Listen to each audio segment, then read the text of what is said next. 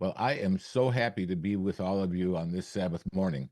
It's very early, for us, midday for you, but it's really good to see all the names and a few new names for me, plus a lot of names that go back a long ways and so many different time zones. So, what a blessing it is to be here with you on this Sabbath day.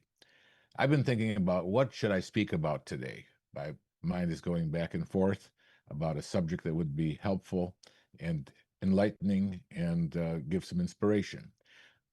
What I decided upon was to talk about the book of Ruth. Now, why am I talking about the book of Ruth? The book of Ruth is very connected with the Feast of Pentecost. And even though the Feast of Pentecost is past, I still think it's the season of that holy day. And with the conversations that we've had about Pentecost, it might be good to go through the book of Ruth, which was read in temple services every year on the day of Pentecost. The book of Ruth was read on Pentecost in the Jewish tradition. And I feel it's important for us to preach about it, and even at the time of Pentecost, with the message that it has. Ruth is a wonderful story of love and holy character. All three types of love are covered in the book of Ruth. The love of God, the way that she loved God, and she said, your people will be my people, your God will be my God. Also, the love of a woman towards a man, toward Ruth towards Boaz, who she married. Ruth being a Moabitess, being not an Israelite, being a Moabitess, married Boaz, and through him came Jesse, David, and of course, all the way on down to Jesus Christ. So there's a message there too about bringing the Gentiles in. It's a story of love between friendships between her mother-in-law Naomi, which we will take a look at here as well. So it's friendship love as well. So we have agape love, love of God. We have the love of man towards a woman, Boaz marrying Ruth. And we have a friendship love, which is very, very nicely all tied in to one book, if we want to call it that. It's 4 chapters, 85 verses, and doesn't take very long to read it all. But we will be looking at the book of Ruth and seeing the whole story. There's probably no literature in the world, this is maybe a bold statement, that shows a lovelier picture of womanhood.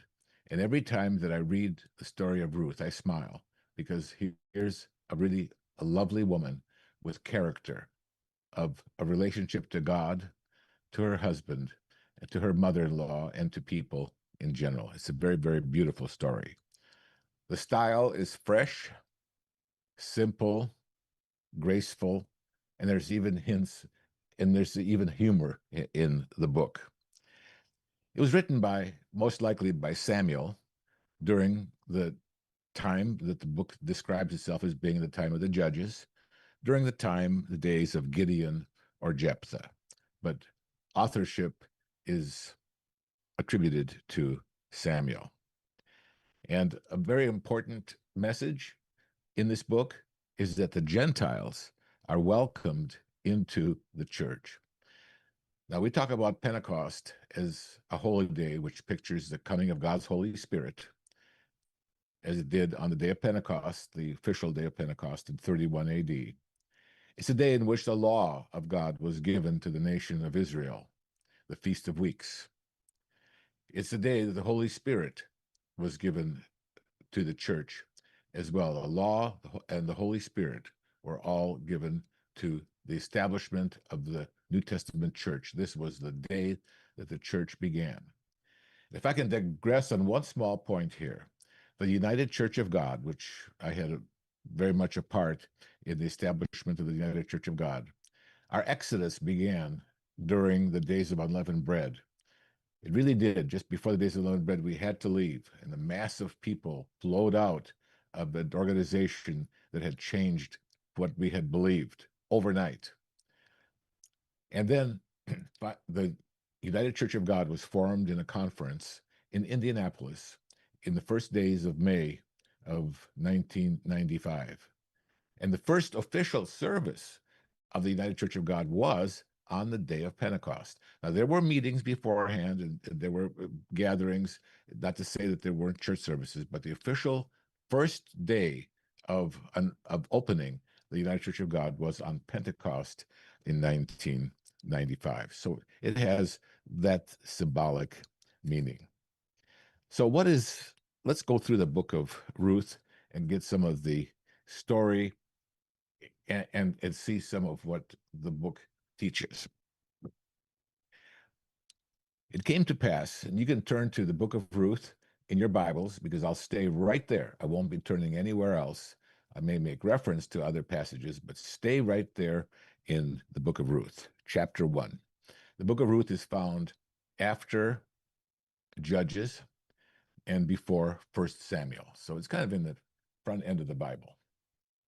It came to pass when the judges ruled that there was a famine in the land, and a certain man of Bethlehem, Judah, went to dwell in the country of Moab,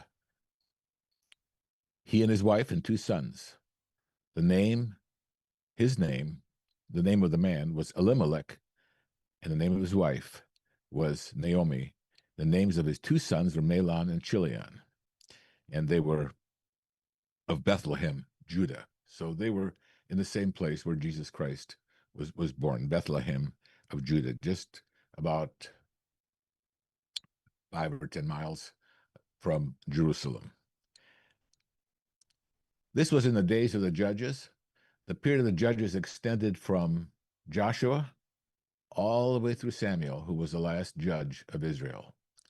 It was a period please don't hold me to the exact date numbers, but about 350 years. It was a long period. It was 1.5 times longer than the history of the United States, which we're celebrating our 250th anniversary of the Declaration of Independence.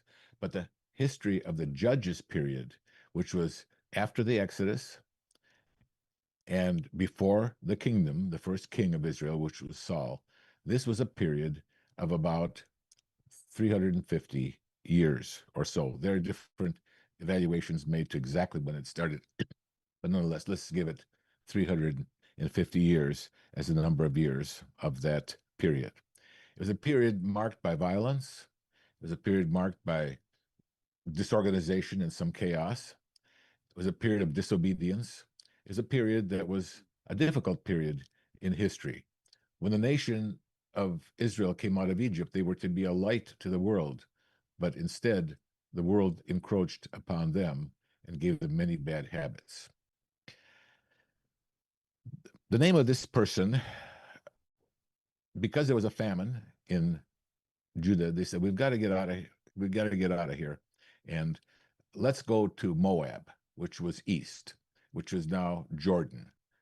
The Jordanians are Moabites and Ammonites. In fact, interesting that the capital of Jordan is Ammon for Ammon. And they went to the country of Moab and remained there. Verse 3. Then Elimelech, who was Naomi's husband, died, and she was left and her 2 sons. Now they took wives of the women of Moab. The name of one was Orpah, and the name of the other was Ruth. So these 2 sons of theirs married these 2 Moabite women, and they dwelt there about 10 years.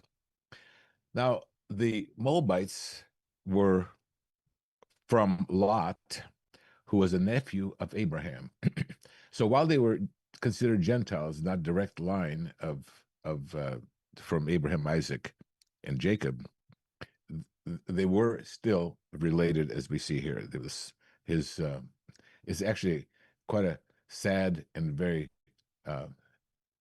obscene story, really, about how Ammon and Moab were born and the circumstances of their being born. But you can read that for yourself. But anyway, here they are in the country of Moab, which fought against Israel at different times. So they married the 2 women. Then both Mahlon and Chilion died. So the woman survived her 2 sons and her husband. Then she arose. This is Naomi, who now has her 2 daughters-in-law with her. Her husband dies. her two sons die. It's very tragic. In fact, the book of Ruth has a lot of joy in it, but also has sadness in what happened here in the earlier 5 verses. And so here she is. She's living in a foreign land. She's there because there was a famine in Israel. And now she says, I'm lonely. This is not home to me. I'm an expat living here in Jordan or in Moab, and I want to go home. I want to go back to my people, to my land. Then she arose with her daughters in law that she might return from the country of Moab. For she had heard in the country of Moab that the Lord had visited his people by giving them bread. The famine was over with. Therefore she went out from the place where she was, and her two daughters in law with her, and they went on the way to return to the land of Judah. Verse 8. Now Naomi said to her two daughters in law, as here she is, as they're leaving, she's thinking about bringing her two daughters in law with her. She says, oh, wait a minute. Go, return each to her mother's house. No, you really don't know. You don't need to go with me. That is not your land, Israel, in Bethlehem where I lived. That's not your country. Your country is here in Jordan, in Ammon. The Lord deal kindly with you as you have dealt with the dead and with me. So she praises them for being kind and good daughters-in-law who kept a very close relationship with their mother-in-law. The Lord grant that you may find rest, each in the house of her husband, saying, look, you'll probably get remarried. You'll start a new life. This is your home. You should stay here in Ammon. So she kissed them. Well, you should stay here in Moab, I should say. I've got Ammon in my head. So she kissed them, and they lifted up their voices and wept. Oh, this is troubling because they had been good friends, a very close family for all this time. And now the mother-in-law says, I really need to go, and it might be better for you to stay here. And they said to her, surely we will return with you to your people. No, we're going to go with you because we love you. Verse 11, but Naomi said, turn back, my daughters. Why will you go with me? She's arguing and negotiating here with them. Are there still sons in my womb that may be your husbands? Turn back, my daughters, go, for I'm too old to have a husband. Come on, let's just face the facts of life, what they are. They aren't what they were 10, 15 years ago. They've changed. We've been dealt with by fate in this very, very sad way. Let's deal with it. Let's deal with it in that way. No, my daughters, for it grieves me very much for your sakes that the hand of the Lord has gone out against me. So she's a little bit bitter here with what's happened to her life. And it's interesting that this book is very, very honest and open about feelings that people have. All of us have gone through good times in life. We've gone through difficult times. And here, Naomi, who is a very faithful woman, expressing her bitterness that this has been very, very sad. And she said this to her daughters and expressed herself honestly to them. Then, verse 14, they lifted up their voices and wept again. And Orpah kissed her mother-in-law, but Ruth clung to her. So Orpah decided that, well, I think that I'll stay. She kissed her goodbye, is what it means here. But Ruth is sitting here clutching Naomi, clutching her. Her. It's interesting that the name Orpah, you've probably all heard of Oprah in the United States. Oprah was being interviewed one time about how did she get her name, Oprah.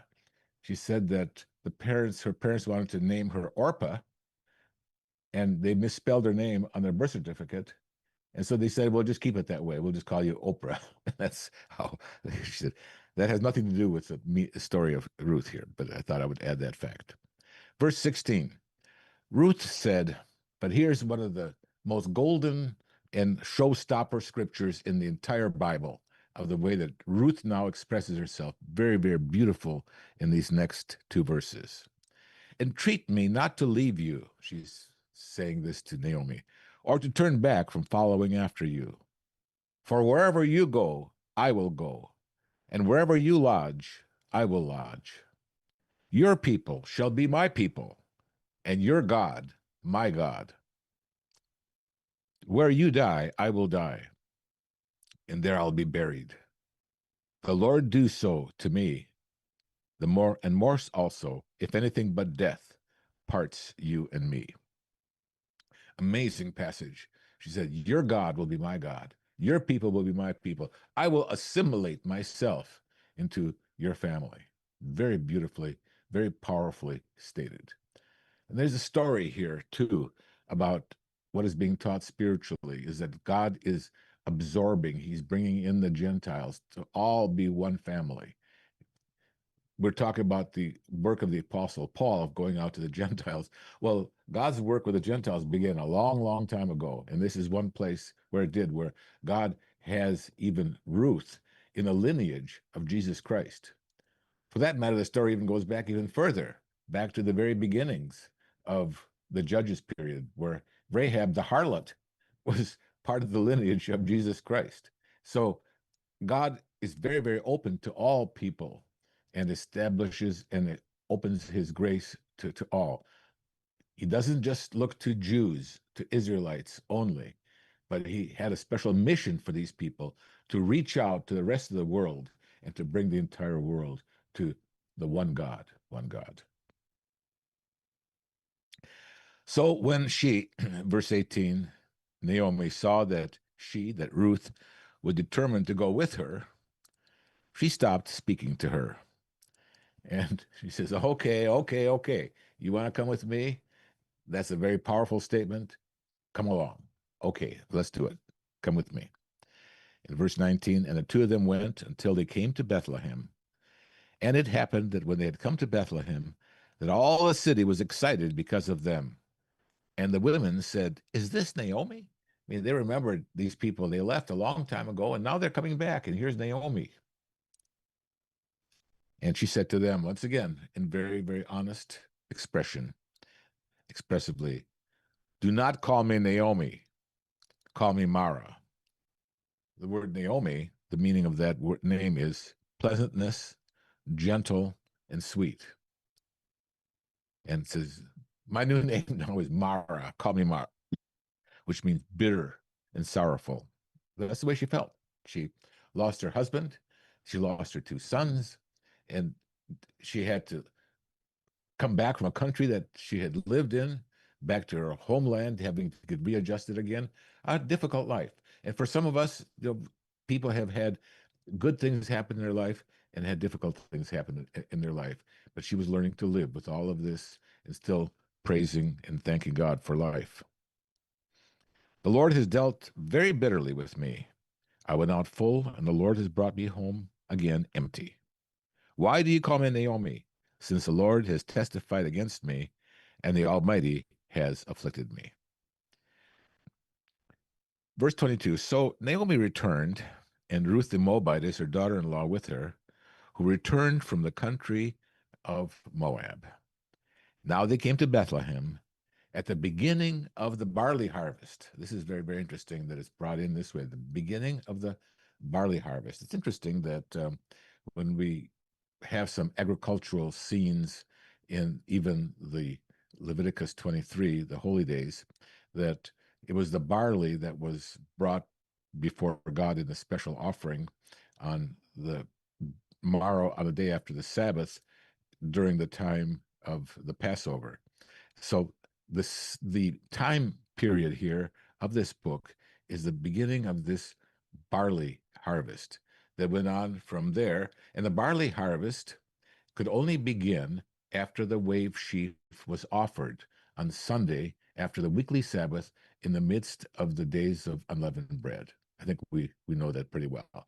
You have the days of unleavened bread that we observe, the weekly Sabbath. The day after that is the presenting of the wave sheaf by the high priest to God. And in a sense, that was a signal for the nation, now you can start the harvest. Some say the harvest could not officially begin until that wave sheaf was offered. So now we come to chapter 2. There was a relative of Naomi's husband, a man of the family of Elimelech, whose name was Boaz. So Ruth the Moabitess said to Naomi, "Please let me go to the field and glean heads of grain after him, in whose sight I may find favor." So, being widows now, both of them being widows, they were the vulnerable of society, and there were aid programs in that country, through God's word, for people who were indigent. They had no income, they had no husbands, they had nobody caring for them, but they were allowed to glean in the fields. They were allowed to pick up grain that had fallen from the reapers. In fact, the reapers, as they went through the fields, if a stalk of grain fell on the ground, they weren't allowed to pick it up. That was to be left for the gleaners. And usually there's a whole line of them that would be following the reapers and be picking up these grains. Also, as we know, the corners of the fields were not to be harvested. Not every last grain to be picked from the fields, to sell or to eat. Some of it was set aside for those who were poor. And it's interesting that the poor had to go themselves and harvest it or to pick it up in the fields. And so Ruth said, "Here's a field, kind of a safe field. There's a family from Elimelech, from my father-in-law Elimelech, who died, and here's kin of his called Boaz. He's got a field, and I'll go into this field and glean heads of grain." Then she left, verse 3. She left and went and gleaned in the field after the reapers. And she happened to come to the part of the field belonging to Boaz, who was of the family of Elimelech, which I just said. Now behold, Boaz came from Bethlehem and said to the reapers, "The Lord be with you." Kind of coming to kind of check things out, how the harvest is going along. Says, "Hi, how are you doing? The Lord bless you." And then, by the way, he says, verse 5, said to his servant who was in charge of the reapers, whose young woman is this? Who's this young lady here with the reapers? So the serpent who was in charge of the reapers answered and said, "It is a young Moabite woman who came back with Naomi from the country of Moab." She's the new girl in town here. She came from Moab. And she said, "Please let me glean and gather after the reapers among the sheaves." And she was going to say, "Well, come on, can I work in this field and glean?" And she came and has continued from morning until now. Verse 8. Then Boaz said to Ruth, he meets her here. Um, Ruth, obviously very attractive person. "You listen, my daughter, will you not?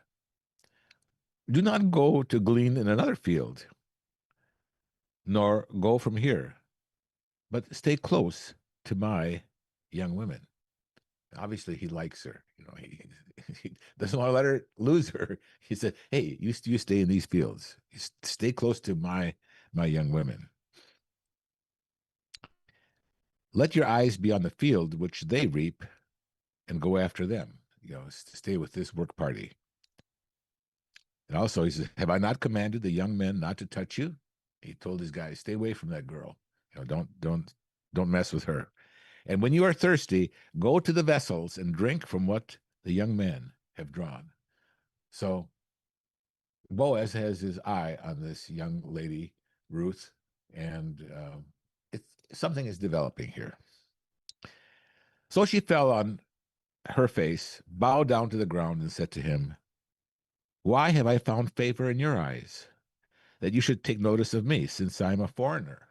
He says, "I'm not an Israelite. I'm from a different nation." In fact, at times there was hostility between those people. And Boaz answered and said to her, "It has been fully reported to me all that you have done for your mother in law since the death of your husband, and how you left your father and your mother and the land of your birth, and have come to a people whom you did not know before.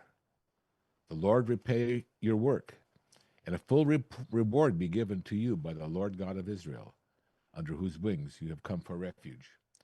So he did some background check here on this young lady and heard good reports about how she was good to her mother-in-law and how she was really a very, very virtuous woman. Then she said, verse 13, "Let me find favor in your sight, my Lord, for you have comforted me and have spoken kindly to your maidservant, though I am not like one of your maidservants. I'm not really part of your staff. Thank you for including me here." She was so grateful, not knowing what he might do, in some way reject her or not include her, but he had his eye on her. He saw that she was a woman of character. She was a lovely woman. He made her part of his staff, with the other women that were working.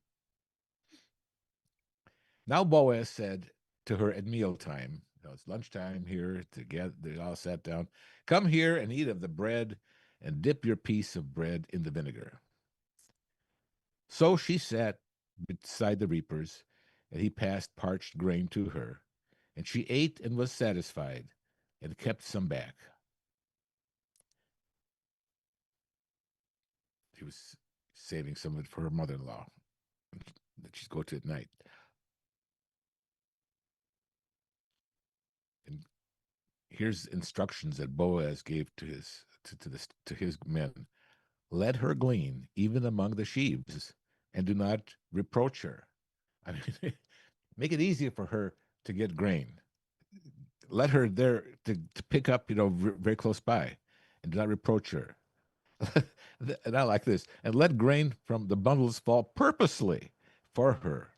Leave it that she may glean, and do not rebuke her." So he said, even drop some grain in the ground so she can have it. I mean, he's really reaching out to her in a kindly way, but also obviously a romantic way. So she gleaned in the field until evening, and beat out what she had gleaned, and it was about an ephah of barley. I looked that up. That's about 3/5 of a bushel, more than half a bushel of grain that she picked up through the day. Then she took it up and went into the city, and her mother-in-law saw what she had gleaned.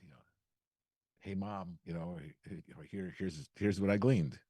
So she brought out and gave to her what she kept back after she had been satisfied. She also brought the leftovers from the meal that she had.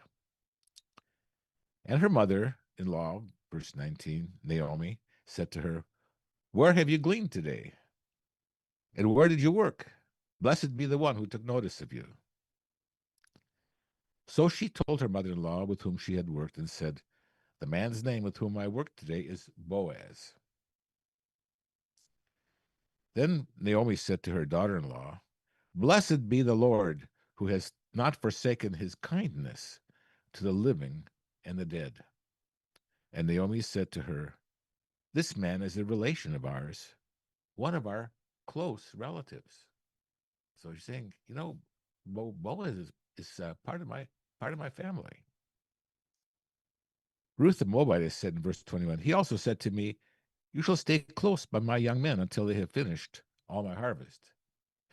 He wants me to hang around and stay, not to leave. He wants me to hang around until the end of the harvest.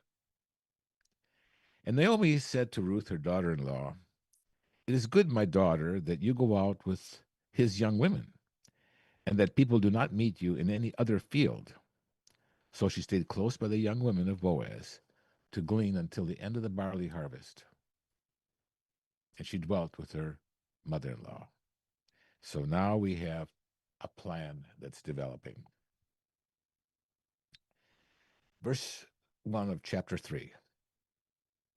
Then Naomi, her mother-in-law, said to her, "My daughter, shall I not seek security for you?"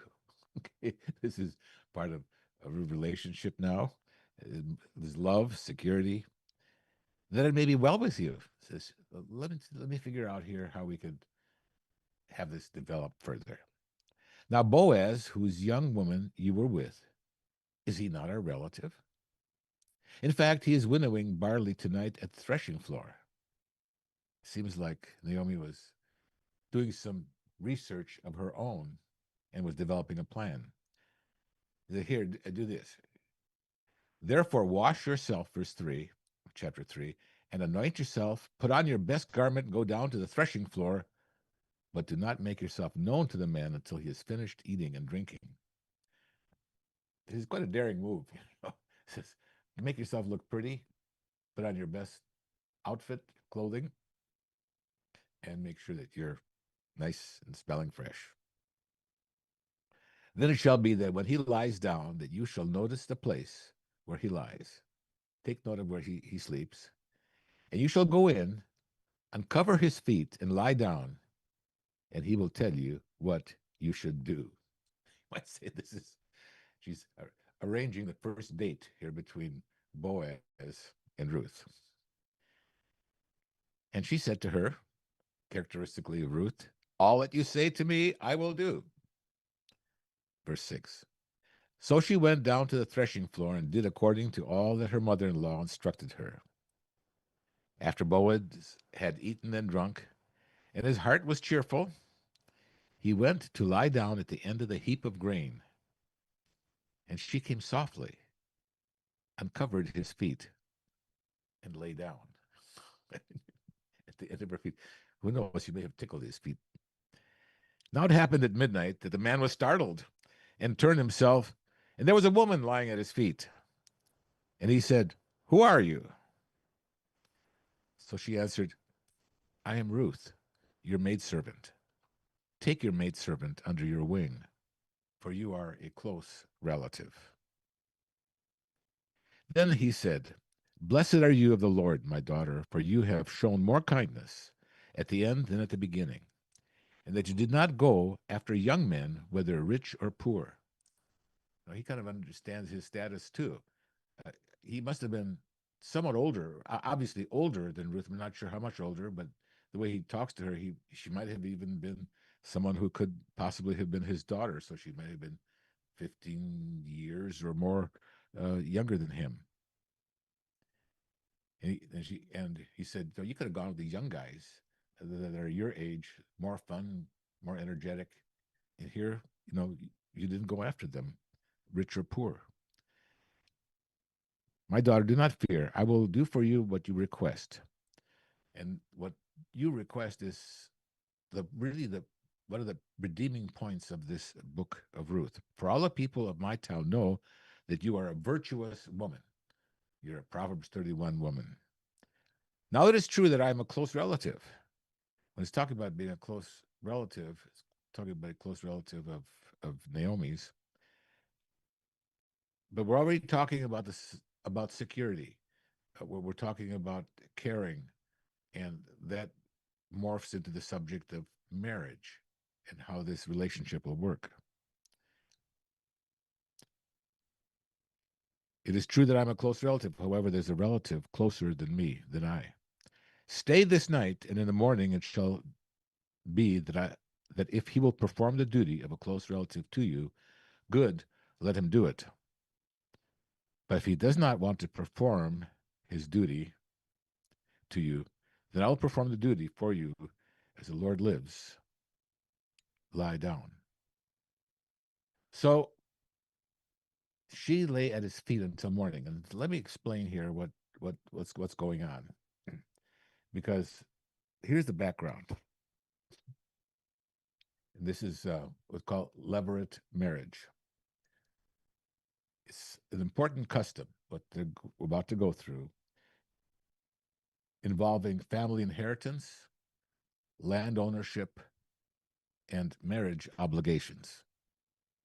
Naomi had left Bethlehem years before, and her husband, her sons died. And Ruth returned with her back home to the land where she was from. Now, under Israelite law and custom, family land was meant to stay with the clan. This close relative that he's referring to, this was called a kinsman redeemer, could buy back land that a poor relative had lost. In some situations, the near relative could also marry the widow to preserve the dead man's family line and inheritance. And this is the levirate principle, which is explained in Deuteronomy chapter 25. If you want to read that by yourself later on. Now, this brings us to a very key moment. Boaz was willing to redeem Naomi's land and marry Ruth. But there was one relative closer than him. Boaz publicly approached, and here we'll cover this here now as we continue on in verse 14 of chapter 3. She lay at his feet, and she arose before one could recognize another. Then he said, "Do not let it be known that the woman came to the threshing floor." He also said, "Bring the shawl that is in you and hold it." And when she held it, she measured 6 ephahs of barley and laid it on her, and she went into the city. So here she sleeps, at his feet through the night, and wake up the next morning, and he gives her 2.5 bushels of grain. How she got it to her mother-in-law, I don't fully know, but that's how much he gave her. When she came to her mother-in-law, she said, "Is that you, my daughter?" Then she called her all that the man had done for her. She talks about the experience of Boaz and what he had done for her. And she said, "These 6 ephahs of barley he gave me, for he said, do not go empty-handed to your mother-in-law." Then she said, "Sit still, my daughter, until you know how this matter will turn out. For the man will not rest until he has concluded the matter the next day." Okay, so now he said that he wouldn't let the day go by until this matter was settled with this property, that this other relative had the right of first refusal. Now Boaz, in chapter 4 of Ruth, went up to the gate, sat down, and behold, and this is like going to the courthouse, going to the gate, sat down, behold, the close relative of whom Boaz had spoken came by. So Boaz said, "Come aside, friend, sit down here." So he came down and sat down and took 10 of the elders of the city.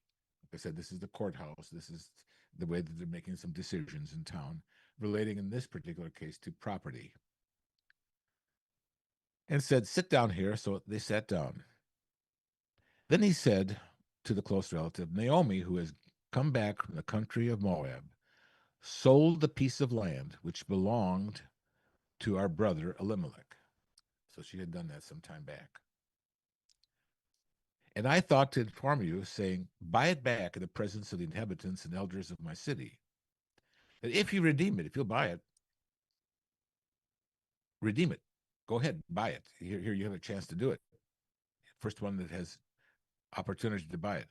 But if you will not redeem it, then let me, that I may know.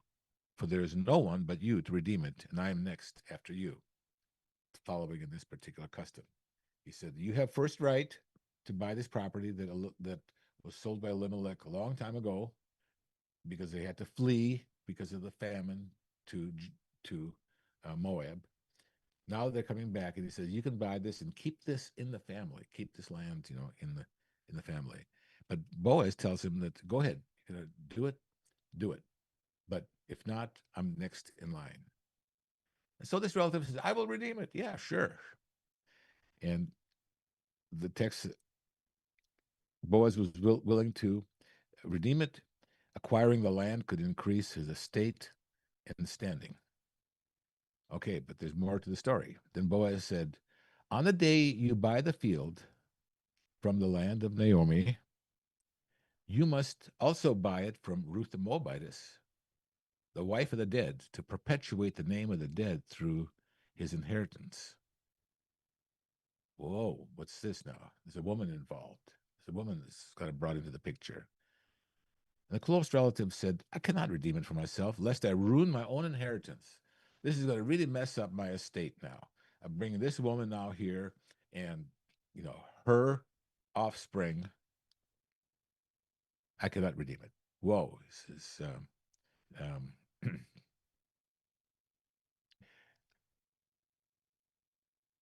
redeeming the land involved taking Ruth as his wife to raise up the name of the dead upon the inheritance.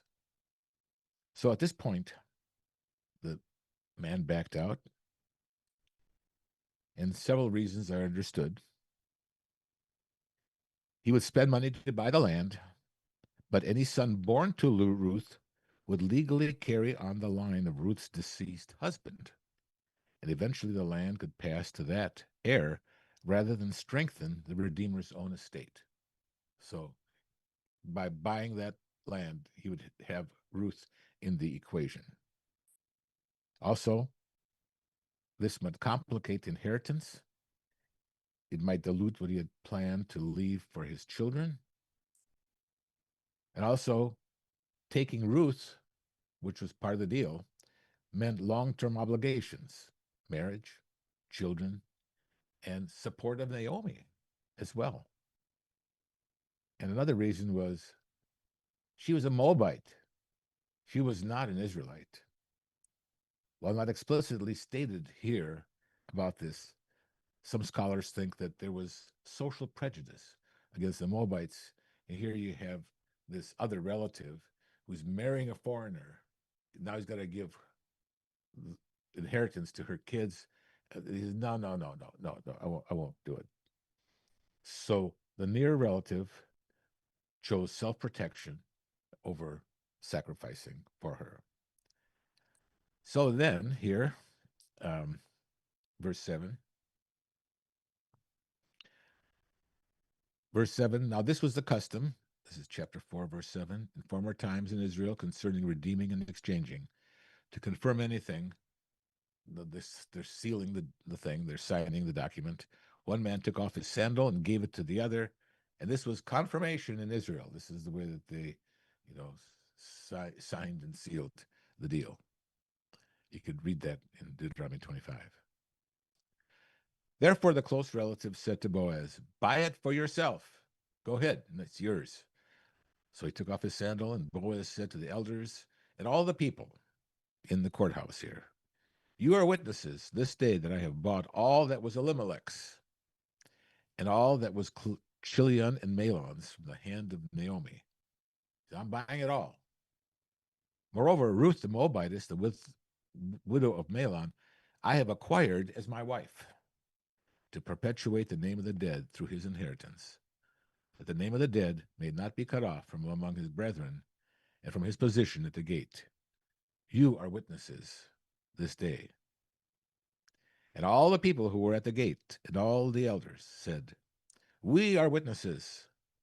The Lord make the woman who is coming to your house like Rachel and Leah, who were the mothers of what became the tribes of Israel, the two who built the house of Israel, that you may prosper in Ephratah and be famous in Bethlehem. May your house be like the house of Perez, whom Tamar bore to Judah because of the offspring which the Lord will give you from the young woman. So this is really a beautiful story. So Boaz marries Ruth then here. So we have Boaz representing God, Ruth, the Moabites, representing the church. He marries a church and they have offspring through that. There's just a lot packed into these 84 verses. So Boaz took Ruth, verse 13, and she became his wife. And when he went to her, the Lord gave her conception, and she bore a son. Then the woman said to Naomi, blessed be the Lord who has not left you this day without a close relative. He said, you have security. You had gone upon tough times. You lost your husband. You lost your security. You had no land. Now all of a sudden, God has blessed you with all this, plus a son. And may his name be famous in Israel. Verse 15. that he may be to you as a restorer of life and a nourisher of your old age. For your daughter in law, who loves you, who is better than 7 sons, has borne him. Then Naomi took the child, took the baby that was born to Ruth, and laid him on her bosom, and became a nurse to him. Also the neighbor women gave him a name, saying, there is a son born to Naomi. They called his name Obed. He is the father of Jesse, the father of David. What a beautiful story about the lineage of Israel. Toward, told as a love story between Ruth and Boaz. After disappointment and after things going difficult and bitter in life, they've gone to happiness for everyone, for Naomi, for Ruth, and it teaches a lesson to us on this day of on Pentecost of also that God is bringing in foreigners to his church, and it's a celebration really of, the church of God. So that's the story that I wanted to tell you here today uh, about the story of Ruth. It's one that has stuck with me, is one of my favorite stories in the Bible because there's so much in those verses. As I've said, you have all three kinds of love, to God, to friend, and to husband, or to husband and wife. It's a story about Christ and the church. It's a story of femininity, of Ruth, of a virtuous woman, a virtuous church, of the things that we learn from the holy days. And that's the wonderful thing and aspect of the holy days. We learn so much through them. I might mention that the book of Ruth, if I didn't say this at the very beginning, was one of the 5 books, which is only part of one other book called the Megaloth. That was called the Festival Scroll. There were 5 books that were read on different festivals in Israel. 3 of the festivals are those in Leviticus 23, and 2 of the festivals are other holidays in Israel not mentioned specifically as to be observed in the Bible. The book that was read at Passover was the Song of Solomon. It was Christ's deep love for his mate, for his church. And the Passover was the showing the passion of giving himself totally, fully to his bride. Next is the book of Ruth, which is the story about Christ and the church. Third festival is a Feast of Tabernacles, on which the book of Ecclesiastes was read. And why was it read at the Feast of Tabernacles? I've spoken about it at the feast. It's the fact that the Feast of Tabernacles pictures plenteousness, everything that you would want. Just the way that Solomon had everything he wanted, but it wasn't enough. Because the whole purpose and duty of man, the whole man, is to keep God's law and stay close to God. If you have everything, just like yesterday when Elon Musk became the world's first trillionaire, is he really happy? I'm sure he is that he's got so much money. But does he have God? Does he have fullness in him?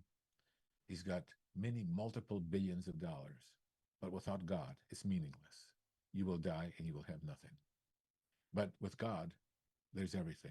And that was the whole point of reading the book of Ecclesiastes, especially the last few verses of the book, is the whole duty of man to be close to God and obey God. But the other 2 festivals are Purim, and that was a holiday mentioned actually in the book of Esther. And that was the salvation of the people of Israel from the Persians. The book of Esther was read on the Feast of Purim. And read the book of Esther for the story.